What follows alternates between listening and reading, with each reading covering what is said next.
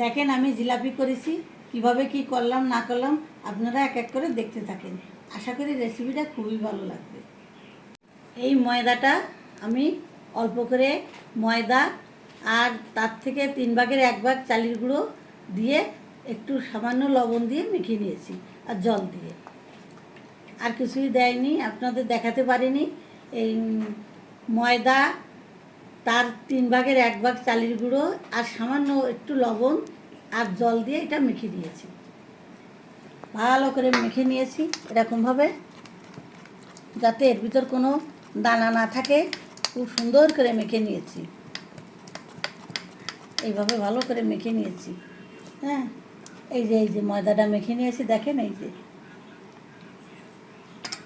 এরকমভাবে খুব সুন্দর করে মেখে নিয়েছি। এবার আমি এইটা এই যে কাপের সাহায্যে এর ভিতর দিয়ে দেবো। এরকমভাবে এর ভিতর পুরে নেব।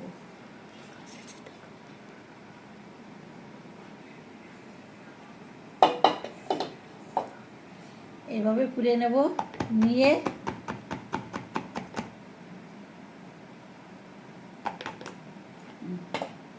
এবার এই মুখটা এখানে এঁটে দিয়ে এবার আমি জিলাপিগুলো এক এক করে ভেজে নেব।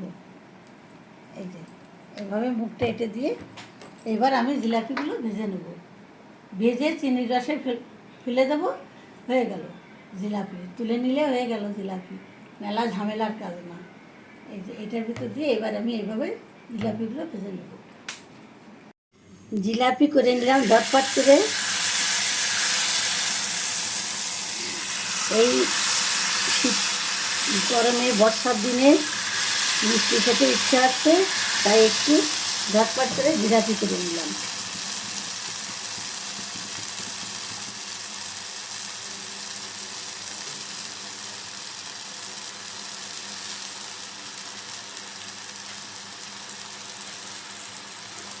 দেখেন কত সুন্দর জিলাপি হচ্ছে।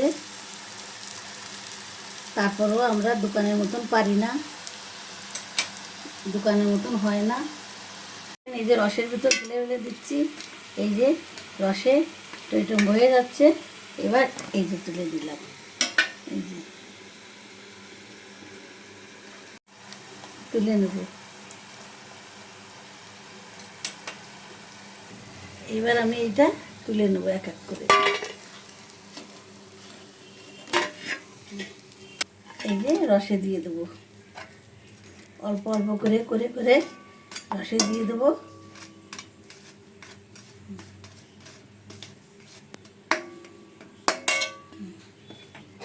আবার আমি নতুন করে আবার দিয়ে দেবো।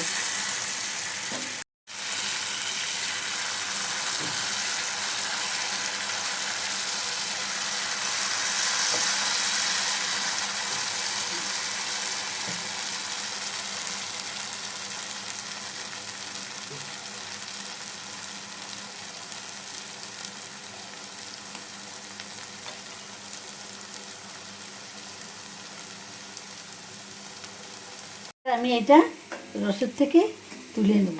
এই যে তুলে নিয়েছি, দেখেন।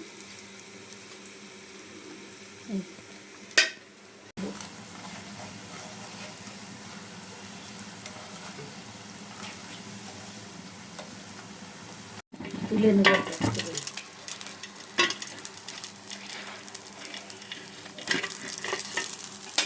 আবার দিয়ে দেবো।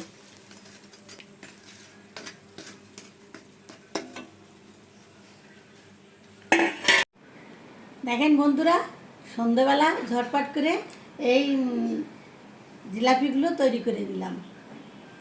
খুবই সহজ বানানো, আপনারা এইভাবে বাড়িতে করবেন, খেয়ে দেখবেন। নিজেদের বাড়িতে করে খাবার খুবই ভালো হয়। এই জিলাপিগুলো খুবই মচমচে হয়েছে, খেতে খুবই সুস্বাদু হয়েছে। আপনারা এভাবে বাড়িতে করে খেয়ে দেখবেন, ভালো লাগলে কমেন্টস করবেন। সবাই ভালো থাকেন, সুস্থ থাকেন। আজকের রেসিপি এই পর্যন্তই। Bye bye.